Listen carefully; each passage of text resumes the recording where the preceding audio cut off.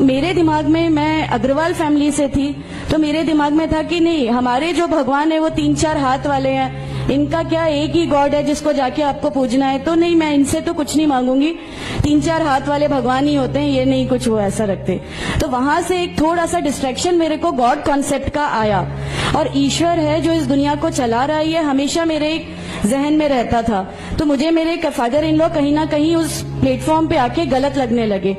अस्सलाम वालेकुम। आज मैं आप लोगों ने एक ऐसी वीडियो लेकर आया हूँ जहाँ पर एक हिंदू लेडी ने इस्लाम कबूल कर लिया। मैंने आपको पिछली वीडियो में काफी बार दिखाया है कि शिवसेना के कार्यकर्ता ने इस्लाम कबूल कर लिया, किसी हिंदू ने इस्लाम कबूल कर लिया, किसी हिंदू लेडी ने इस्लाम कबूल कर लिया। लेकिन आज फिर मैं आपके लिए एक ऐसी वीडियो लेकर आया हूँ जहाँ पर एक हिंदू लेडी ने इस्लाम कबूल किया है।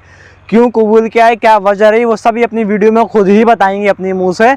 तो इस वीडियो को आप एंड तक ज़रूर देखना। वही बात, किसी के फोर्स प्रेशर में अगर इस्लाम कबूल नहीं किया, खुद ही अपनी मर्जी से इस्लाम को कबूल किया है। चलिए वीडियो को शुरू करते हैं। अल्हम्दुलिल्लाह, मैं राहिला सलीम, डॉक्टर मोहम्मद सलीम की वाइफ हूँ। अल्हम्दुलिल्लाह, हम लोग भोपाल से बिलोंग करते हैं। मेरे हस्बैंड ने पहले इस्लाम कबूल किया, एक जैन फैमिली से बिलोंग करते हैं। मैं अग्रवाल फैमिली से थी, मेरा पुराना नाम मानसी अग्रवाल था। और मेरे हस्बैंड ने जब इस्लाम कबूल किया तो मेरे लिए मेरी लाइफ का बहुत एक शॉकिंग इंसिडेंट था। मैंने फर्स्ट टाइम किसी को पहली बार देखे, मैंने किसी को नमाज पढ़ते हुए देखा।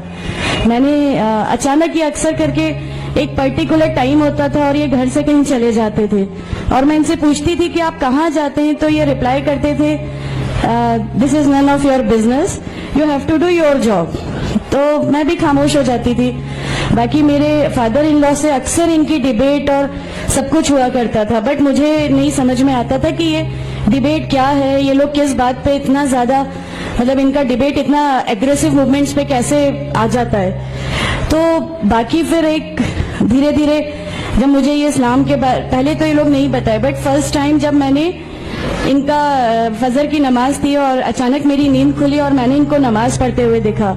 मैंने इनसे पूछा कि आप क्या नमाज पढ़ रहे हैं, क्योंकि सिर्फ टेलीविजन पे देखा था कि हाँ ऐसे जो करते हैं वो नमाज के एक्शंस हैं। मैंने इनसे पूछा कि आप नमाज पढ़ रहे हैं, इन्होंने कहा कि हाँ मैं नमाज पढ़ रहा हूँ। मैंने बिल्कुल देर नहीं की मेरे फादर इन लॉ को बताने में। मैं रूम से बाहर निकल के और मैंने सबसे पहले उनको बताया कि पापा जी आज ही इनको मैंने नमाज पढ़ते हुए देखा। तो उन्होंने मुझसे कहा कि ठीक है, खामोश रहो, अभी किसी से कहना नहीं, हम देखेंगे क्या कर सकते हैं। अब वो जो मेरी लाइफ का मोमेंट था, वहां से मेरे को ऐसा लगा कि ये क्या हुआ, मतलब ये क्या कर रहे हैं, ऐसा क्यों कर रहे हैं, ये कहीं ये किसी ऐसे व्यक्ति से तो नहीं मिल गए जो इनको टेररिज्म की तरफ ले जा रहा है, और ये ऐसी चीजों में तो नहीं इन्वॉल्व हो जाएंगे। एक बहुत बड़ा डर जो मेरे अंदर था वो, और on that time I was pregnant, तो मेरे को एक बहुत खलबली सी लगी रहती थी कि ये क्या चल रहा है, ये क्या चल रहा है। फिर धीरे धीरे करके जब मैं इनकी बुक्स वगैरह जो अलमीरा में रखी रहती थी वो मैं पढ़ने लगी और ढूंढने लगी। ये छुपा के रखा करते थे, और मुझे जब भी कोई बुक मिलती थी तो फिर मैं उसको पढ़ने लगी। तो मुझे उसमें ऐसा कुछ लगता जरूर था कि पता नहीं कुछ है, कोई डिफरेंट चीज है, क्योंकि मैंने देखा कि इनके अखलाक, इनकी सब चीजें बिल्कुल चेंज हो गई। जो ये पहले थे उससे ये बिल्कुल अलग हो गए। तो मुझे ऐसा पर्सनली लगता था कि इस प्लेटफॉर्म ने इनको ऐसा क्या दिया जो मेरे हस्बैंड को बिल्कुल चेंज करके रख दिया। मतलब अल्हम्दुलिल्लाह ये उस समय कोशिश करते थे कि जो नबी की सुन्नतें हैं, जो हमारे नबी सल्लल्लाहु अलैहि वसल्लम ने किया, अपनी वाइफ की मदद करना, अपनी वाइफ के साथ किस तरह उसके हुकूक की अदायगी करना, ये सब कुछ वहां अल्हम्दुलिल्लाह करने लगे। और मुझे जो इनका ये ड्रास्टिकल चेंज था, जो इनको इस प्लेटफॉर्म पे आए हुए 6 मंथ्स या 1 ईयर हुआ होगा, वो देख के मेरे लिए एक बहुत बड़ा मीनिंग, एक सरप्राइज था कि ये क्या हुआ। फिर उसके बाद मुझे लगा कि नहीं, मैं भी अब इसको जानती हूँ, मैं भी अब पढ़ूंगी। और फिर मैं अपने फादर इन लॉ और इनकी डिबेट सुनने लगी। तो जैनिज्म में गॉड कॉन्सेप्ट है ही नहीं। हर वो व्यक्ति जो बहुत ज्यादा इल्म हासिल कर लेता है, बहुत ज्यादा नॉलेज हासिल कर लेता है, तो वो एक लिमिट पर आकर नऊजुबिल्लाह गॉड का वो मुकाम हासिल कर लेता है, और लोग उसी की फिर पूजा करने लगते हैं, उसी की वर्शिप करने लगते हैं। तो मेरे दिमाग में, मैं अग्रवाल फैमिली से थी, तो मेरे दिमाग में था कि नहीं, हमारे जो भगवान है वो 3-4 हाथ वाले हैं, इनका क्या एक ही गॉड है जिसको जाके आपको पूजना है, तो नहीं, मैं इनसे तो कुछ नहीं मांगूंगी, 3-4 हाथ वाले भगवान ही होते हैं, ये नहीं कुछ वो ऐसा रखते।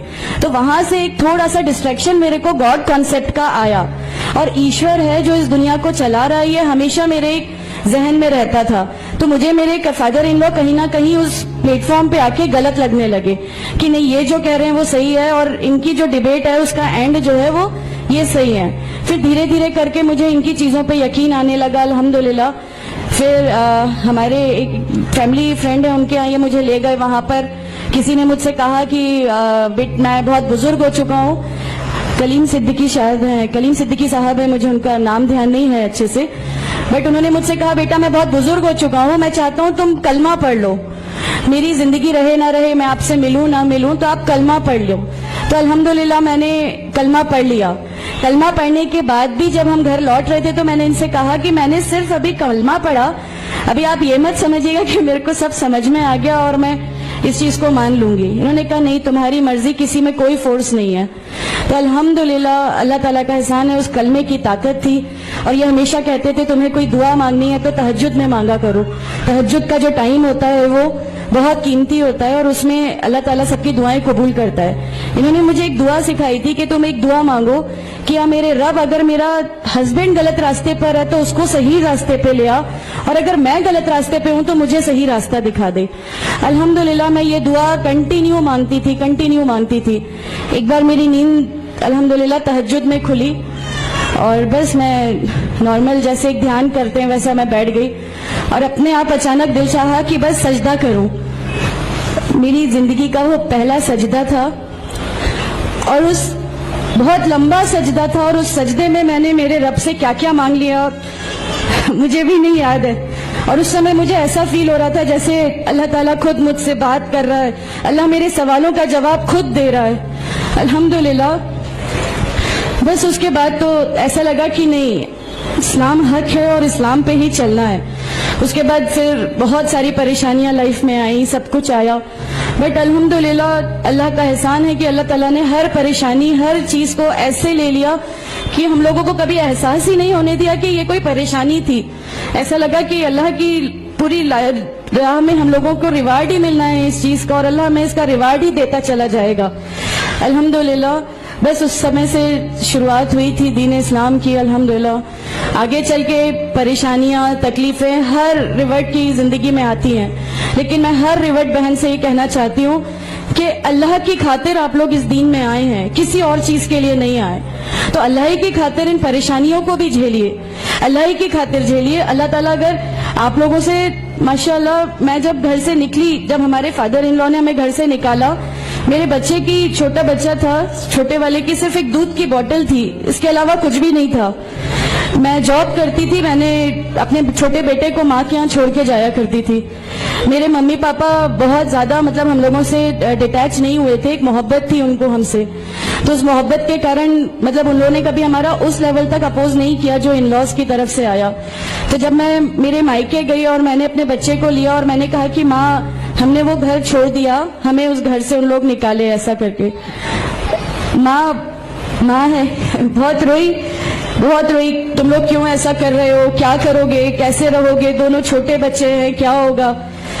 मैंने कहा कि माँ आप सिर्फ एक माँ हो ना, वो मुझे 70 माँओं के बराबर मोहब्बत करता है, तो जो रब मुझे मेरी 70 माँओं के बराबर मोहब्बत करता है वो कैसे इस दुनिया में मुझे रुस्वा कर सकता है। सिर्फ एक छोटा सा ये विश्वास था, अल्हम्दुलिल्लाह उस विश्वास को रखते हुए सारी चीजें, सब परेशानियां ऐसे अल्लाह ताला ने ले ली कि उसका मेरे पास कोई मतलब कहने के लिए भी शब्द नहीं है, अल्हम्दुलिल्लाह। और मैं आप लोगों से सबसे गुजारिश करती हूँ, और अगर अल्लाह ने मुझे आप लोगों की एक ऐसी बहन बना दिया जो आपकी परेशानियां, आपकी हर उसमें, हमारा घर, हमारी सब कुछ अल्हम्दुलिल्लाह आपके लिए है, क्योंकि हम लोग ठान के बैठे हैं हमारा जीना मरना, हमारी नमाजें, हमारा सब कुछ सिर्फ अल्लाह के लिए है और यहीं से यही लेके हमको जाना है, कोई जवाब हमें नहीं मिलेगी। अस्सलाम वालेकुम वरहमतुल्लाहि वबरकातुहू। उम्मीद करता हूँ आप लोगों को वीडियो पसंद आई होगी। वीडियो पसंद आई हो तो वीडियो को आगे जरूर शेयर कर देना। इंशाल्लाह बहुत जल्द मिलूंगा ऐसे धमाकेदार वीडियो के साथ।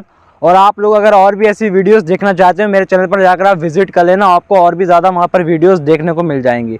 अल्लाह हाफिज़।